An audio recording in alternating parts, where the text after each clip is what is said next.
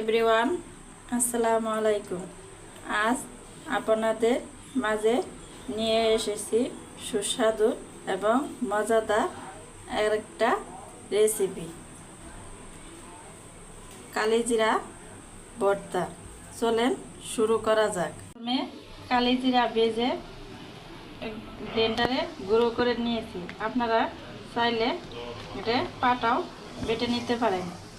এখন চুলায় পেঁয়াজ কুচি, রসুন কুচি এবং কাঁচামরিচ লবণ দিয়ে এভাবে করে ভেজে নিয়েছি। এখন ওর মাঝে কালিজিরাগুলো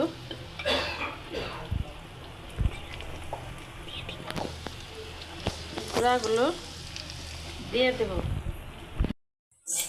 দিয়ে এভাবে নাড়িয়ে নেব।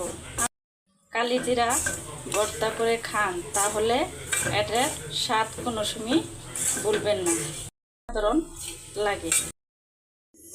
করা হয়ে গেলে এখন চুলা থেকে নামিয়ে নেব। দেখেন, চুলা থেকে নামিয়ে নিয়েছি। আমার ভিডিওটা যদি আপনাদের ভালো লেগে থাকে তাহলে লাইক, কমেন্ট, শেয়ার এবং সাবস্ক্রাইব করে দিবেন।